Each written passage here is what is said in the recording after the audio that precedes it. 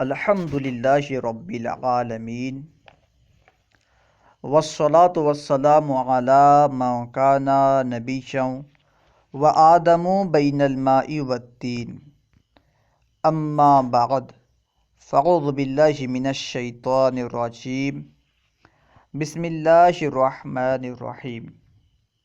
آج ہم انشاءاللہ عز وجل نوح میر کا مقدمہ پڑھیں گے۔ آئیے شروع کرتے ہیں۔ بسم اللہ الرحمن الرحیم۔ اللہ کے نام سے شروع جو نہایت مہربان رحمت والا۔ اس کا ترجمہ کچھ لوگ کرتے ہیں شروع اللہ کے نام سے جو نہایت مہربان اور رحمت والا، ٹھیک ہے۔ کچھ لوگ اس طرح ترجمہ کرتے ہیں کہ شروع اللہ کے نام سے، یعنی وہ شروع کرتے ہیں لفظ شروع سے۔ اس صورت میں ان کے قول و فعل میں تضاد ہوتا ہے۔ وہ کہہ تو یہ رہے ہیں کہ شروع اللہ کے نام سے، لیکن شروع کر رہے ہیں لفظ شروع سے، تو قول و فعل میں تضاد ہوا۔ کہہ رہے ہیں کہ اللہ کے نام سے شروع، یعنی شروع اللہ کے نام سے، اللہ کے نام سے شروع کرنا چاہتے ہیں، بول رہے ہیں، لیکن جب شروع کر رہے ہیں لفظ اللہ سے نہیں بلکہ لفظ شروع سے شروع کر رہے ہیں۔ اس کا ترجمہ اعلیٰ حضرت مجدد دین و ملت، حامی سنت، ماہی بدعت، الحاظ الحافظ القاری امام احمد رضا خان فاضل بریلوی رحمۃ اللہ تعالی علیہ نے کیا ہی خوب کیا، جس کا مفہوم ہے کہ اللہ کے نام سے شروع جو بہت مہربان رحم فرمانے والا۔ یعنی آپ رحمۃ اللہ تعالی علیہ نے لفظ اللہ کو پہلے لایا، اور لفظ اللہ کو پہلے لانے سے، شروع میں لانے سے ترجمہ بھی درست ہو جاتا ہے اور لفظ اللہ ہی سے ابتدا بھی ہوتی ہے۔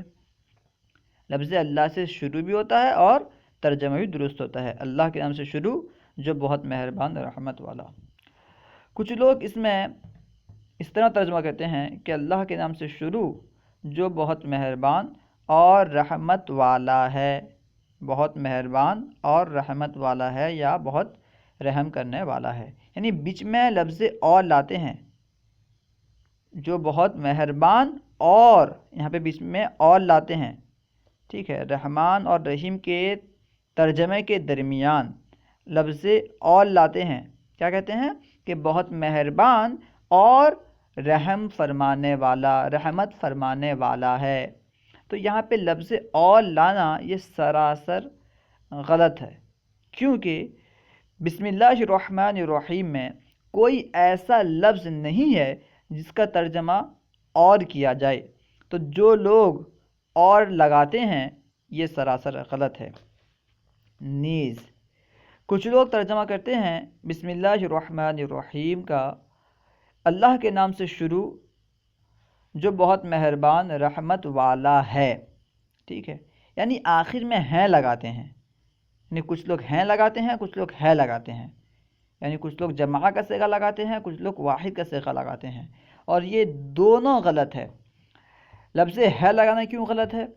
کیونکہ آپ جانتے ہیں یہ مرکب توصیفی ہے، یعنی الرحمن الرحیم یہ لفظ اللہ کی صفت ہیں، اور مرکب توصیفی یہ مرکب ناقص میں سے ہیں، یعنی مرکب ناقص کی اقسام میں سے ہیں، اور مرکب ناقص کا ترجمہ لفظ ہے نہیں ہوتا۔ مرکب ناقص میں لفظ ہے استعمال نہیں کیا جاتا، بلکہ مرکب تام کے ترجمہ میں لفظ ہے استعمال ہوتا ہے۔ تو مرکب ناقص کا ترجمہ مرکب تام کی طرح کرنا غلط نہیں تو کیا ہے؟ غلط ہی تو ہے۔ اور اگر کوئی ہیں استعمال کرتے ہیں تو یہ بھی غلط ہے، یہ بدرجہ اولا غلط ہے۔ ایک تو قاعدے کے اعتبار سے، یعنی یہ مرکب توصیفی ہے، یعنی مرکب ناقص ہے، اور ترجمہ مرکب تام کا ہو رہا ہے جو کہ غلط ہے، درست نہیں ہے لفظ ہیں کی صورت میں بھی۔ دوسری بات یہ کہ اگر مان لیں کہ یہ مرکب تام ہو، یعنی اگر یہ مرکب تام ہوتا تو اس وقت ہے استعمال ہوتا، ہے نہیں، کیونکہ اللہ تبارک و تعالیٰ کے لیے لفظ ہے استعمال ہوگا، کیونکہ وہ واحد ہے، وہ اکیلا ہے، اس کا کوئی شریک نہیں۔ اور آپ جانتے ہیں کہ ایک کے لیے اردو میں ہے استعمال ہوتا ہے، نہ کہ ہیں استعمال نہیں ہوتا بلکہ ہے استعمال ہوتا ہے۔ تو ہے ہی استعمال ہوتا، ہے ہی استعمال کرتے تو تھوڑی بہت غلطی کم ہوتی، یعنی قواعد کے اعتبار سے غلطی ہوتی، لیکن اللہ تعالیٰ کی ذات کے لیے ہیں کا استعمال تو درست نہیں ہے، لفظ ہے کا استعمال درست ہوتا اگر مرکب تام ہوتا تو یہ تو مرکب تام نہیں ہے، مرکب ناقص ہے، اس لیے یہ غلطی۔ دوسری غلطی یہ کہ اللہ تبارک و تعالیٰ کے لیے انہوں نے جمع کا صیغہ استعمال کیا، جمع کے لیے جو استعمال ہوتا ہے اسے استعمال کیا، ٹھیک ہے۔ کچھ لوگ کہتے ہیں کہ قرآن پاک میں تو اللہ تعالیٰ کے لیے جمع کا صیغہ استعمال کیا گیا ہے، اور اللہ تعالیٰ کو ہم ادب کے لیے جمع کا صیغہ استعمال کرتے ہیں، اور جاہل لوگوں کو اس طرح گمراہ کرتے ہیں، اس طرح بہکاتے ہیں، ذہن خراب کرتے ہیں کہ دیکھو، آپ اگر کہو گے، آپ اپنے والد صاحب کو بلاؤ گے، کیا کہو گے؟ والد صاحب کے بارے میں کوئی خبر دو گے کہ میرے والد صاحب ایک عالم دین ہیں، میرے والد صاحب ایک عالم دین ہیں، تو آپ نے یہاں پہ لفظ ہے کیوں نہیں کہا، حالانکہ آپ کے والد صاحب ایک ہیں؟ آپ کے والد صاحب ایک ہونے کے باوجود آپ نے اپنے والد صاحب کے لیے لفظ ہیں استعمال کیا، جو کہ جمع کے لیے استعمال ہوتا ہے، اور اللہ تعالیٰ کے لیے لفظ ہے استعمال کریں گے؟ وہاں ادب نہیں ہے، اپنے والد کے لیے ادب اور اللہ کے لیے ادب نہیں ہے۔ اس طرح لوگ بہکاتے ہیں، ٹھیک ہے۔ دیکھیے، والد صاحب کے لیے لفظ ہیں کا استعمال کرنا یہ یقیناً ادب کے لیے ہے، اردو میں ادب کے لیے اس طرح استعمال کیا جاتا ہے، اور یہ عام ہے اور عرف میں جاری ہے، اس سے کوئی انکار نہیں کرتا۔ لیکن اللہ تعالیٰ کے لیے لفظ ہیں کا استعمال کرنا درست نہیں ہے۔ کیوں درست نہیں ہے؟ اس پہ قیاس کرنا بھی درست نہیں ہے۔ پہلے تو قرآن پاک کی آیت سے جو بتاتے ہیں کہ قرآن پاک کی آیت میں جمع کا صیغہ استعمال ہوا ہے۔ قرآن پاک کی آیت میں اللہ تبارک و تعالیٰ نے خود جمع کا صیغہ استعمال کیا ہے۔ جمع کا صیغہ سے مراد نحنو ہے، اور نحنو آپ جانتے ہیں کہ یہ واحد جمع وغیرہ سب کے لیے استعمال ہوتا ہے، لیکن اللہ تبارک و تعالیٰ نے کہیں بھی جمع کے صیغے سے پکارنے کا حکم نہیں دیا، یا کسی نبی نے جب اللہ تبارک و تعالیٰ سے کوئی دعا کی تو جمع کے صیغے کے ساتھ دعا نہیں کی۔ ہر نبی نے، جس نبی نے بھی دعا کی یا کلام کیا تو وہ واحد کے صیغے کے ساتھ ہی کلام کیا۔ کہیں بھی دیکھ لیں قرآن پاک کی جتنی آیتیں ہیں، ایک ایسی آیت دکھا دیں جس میں اللہ تبارک و تعالیٰ نے جمع کے صیغے کے ساتھ خود کو پکارنے کا حکم دیا ہو، ایک آیت بھی نہیں دکھا سکتے، ٹھیک ہے۔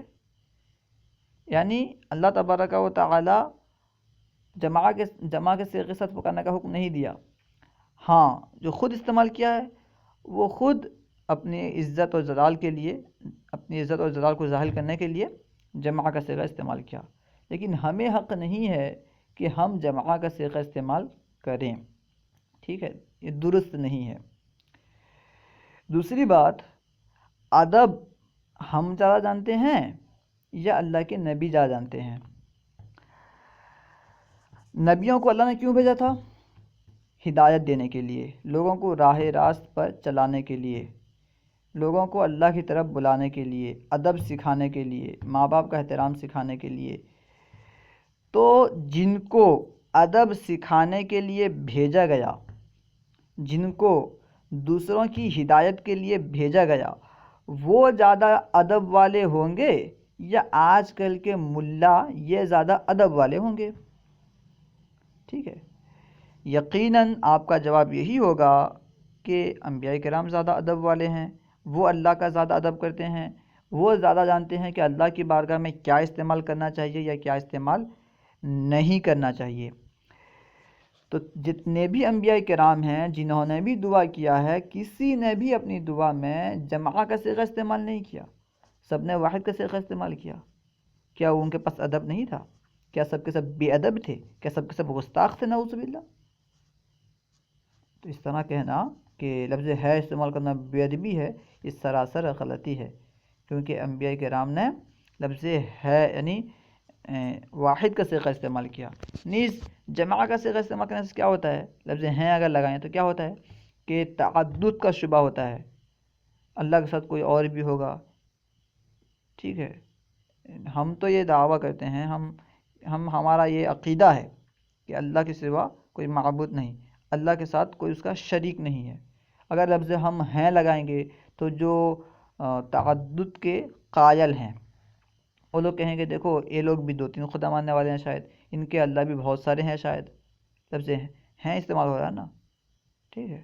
خیر، لفظ ہے اور ہیں دونوں تو غلط ہے، لیکن ہیں جو ہے یہ بدرجہ اولا غلط ہے، اور رحمان اور رحیم کے ترجمے کے درمیان میں اول لانا یہ بھی غلط ہے، شروع میں لفظ شروع لانا یہ بھی غلط ہے، درست نہیں ہے، ٹھیک ہے۔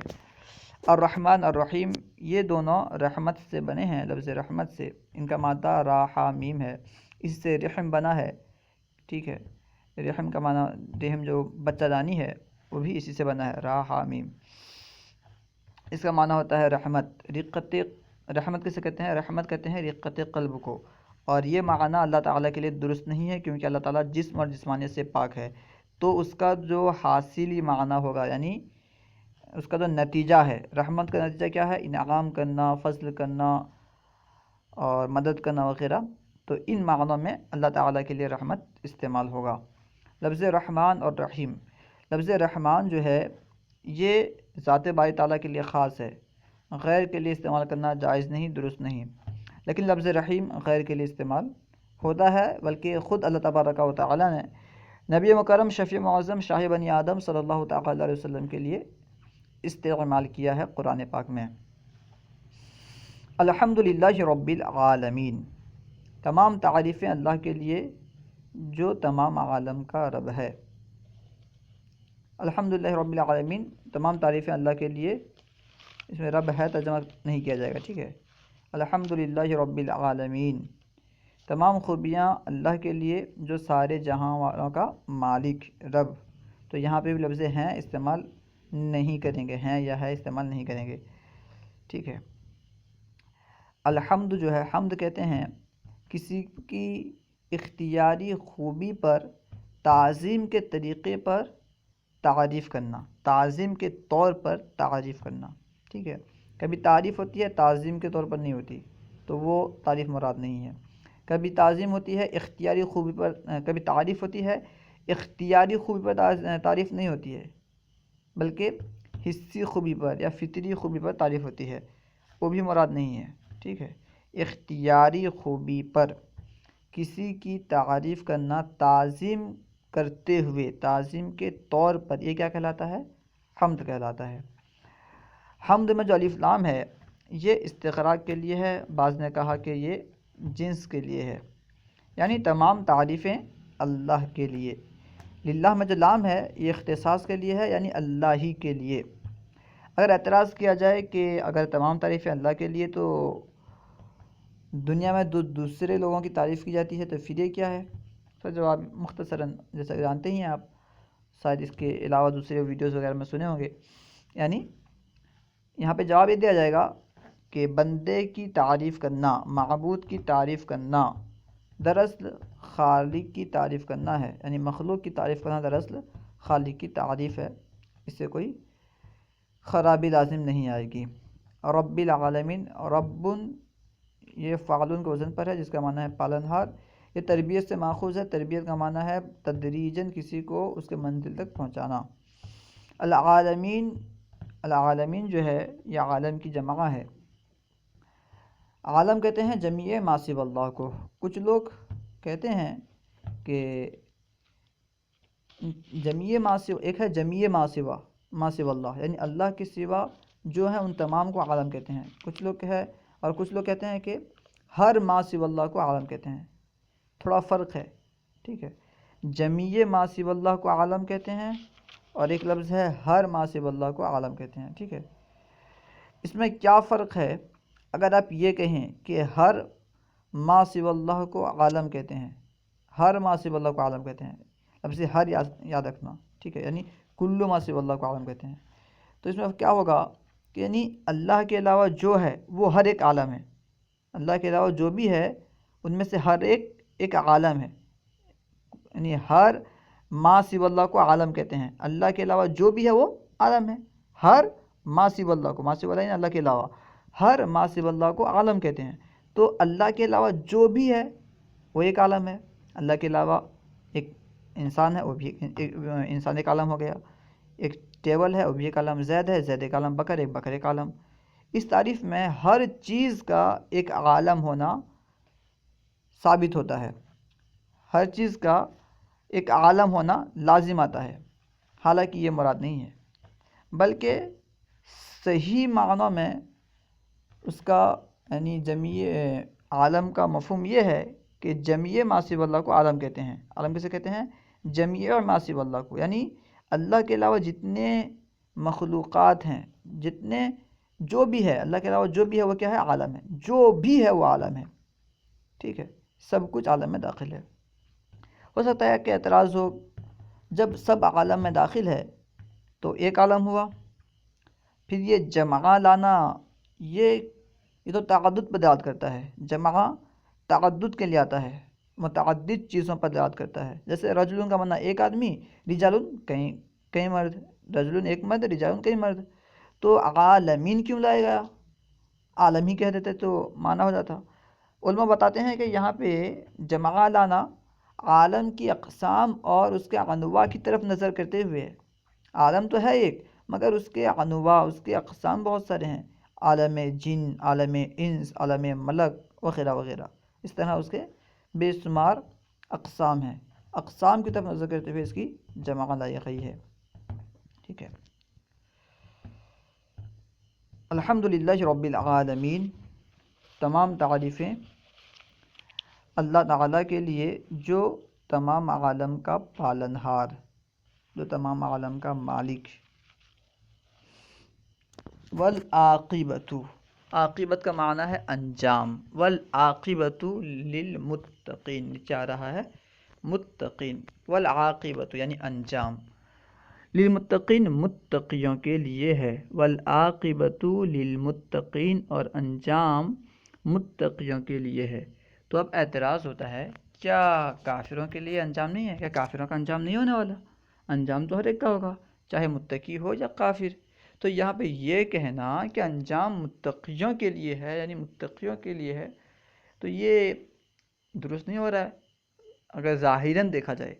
تو اس کا جواب یہ ہے کہ دراصل یہاں پہ مضاف محذوف ہے، ٹھیک ہے، اصل میں عبارت ہوگی خیر العاقبتی یا حسن العاقبتی یا منافع العاقبتی، اس طرح کوئی بھی مضاف جو مناسب مضاف ہو اسے نکالا جائے گا۔ خیر العاقبت للمتقین یعنی بہترین انجام متقیوں کے لیے ہے، بہترین بدلہ انجام متقیوں کے لیے ہے۔ حسن العاقبت للمتقین یعنی حسن وہی بہترین انجام، بہترین انجام جو ہے متقیوں کے لیے ہے۔ منافع العاقبت للمتقین، انجام کے فوائد متقیوں کے لیے ہے، ٹھیک ہے۔ یہاں پہ الحاصل کیا کہ العاقبت سے پہلے مضاف محذوف ہے، اس مضاف کو حذف کر دیا گیا ہے اور مضافلے کو اس کے قائم مقام کر دیا گیا ہے۔ للمتقین، المتقین جو ہے متقی کی جمع ہے۔ متقی کسے کہتے ہیں؟ متقی دراصل تقوی کے 7 منازل ہیں، ٹھیک ہے۔ کچھ لوگ کہتے ہیں کہ تقوی کی 3 قسمیں ہیں، کچھ لوگ کہتے ہیں 7 قسمیں ہیں، یعنی کچھ لوگ کہتے ہیں صرف شرک سے بچ جانا یہ بھی ایک تقوی ہے، شرک سے بچنا یہ بھی کیا ہے؟ ایک تقوی ہے۔ اس کے بعد گمراہی سے بچنا ایک تقوی ہے، حرام کاموں سے بچنا ایک تقوی ہے۔ اس طرح تقوی کی مختلف اقسام بیان کی جاتی ہیں، ٹھیک ہے۔ للمتقین یہ جمع ہے، اس میں حروف اصلی واو قاف یا، ٹھیک ہے، متقین۔ والصلاة والسلام علی خیر خلقہ محمد وآلہ اجمعین، والصلاة والسلام اور درود و سلام ہو، والصلاة والسلام اور درود و سلام ہو، علی خیر خلقہ بہترین مخلوق پر، اس کے مخلوق میں سے سب سے بہترین پر۔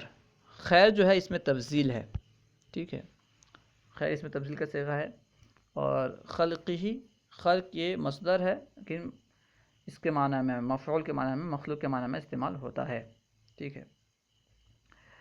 والصلاة والسلام علی خیر خلقہ محمد وآلہ اجمعین، اور اللہ کا درود و سلام ہو، اس کا درود و سلام یعنی اللہ کا، اور درود و سلام ہو اس کے افضل مخلوق، اس کے بہترین مخلوق محمد صلی اللہ تعالیٰ علیہ وسلم اور آپ کے تمام متبعین پر، آل کا معنی یہاں پہ متبعین کر سکتے ہیں، آل کے بارے میں بھی اختلاف ہے، اختلاف یعنی مختلف اقوال ہیں کہ آل سے مراد ہیں کون۔ کچھ لوگ کہتے ہیں کہ آل سے مراد نبی پاک صلی اللہ تعالیٰ علیہ وسلم کی ازواج یعنی امہات المؤمنین ہیں۔ کچھ لوگ کہتے ہیں کہ نہیں، آل سے مراد حضرت علی، حضرت فاطمہ اور حضرت حسن، حضرت حسین ہیں۔ کچھ لوگ کہتے ہیں کہ نہیں، آل سے مراد تمام صحابہ ہیں۔ کچھ لوگ کہتے ہیں کہ نہیں، آل سے مراد تمام متقی امتی ہیں۔ کچھ لوگ کہتے ہیں کہ نہیں، آل سے مراد تمام امتی ہیں۔ ٹھیک ہے، اس طرح مختلف اقوال ہیں۔ اجمعین یہ اجمعوں کی جمع ہے، یہ تاکید کے لیے استعمال ہوتا ہے۔ والصلاۃ والسلام علی خیر خلقہ محمد و آلہ اجمعین، اور صلاۃ و سلام ہو بہترین مخلوق محمد صلی اللہ علیہ وسلم اور آپ علیہ السلام کے آل، تمام آل پر۔ اما بعد، اما بعد یعنی حمد و صلات کے بعد۔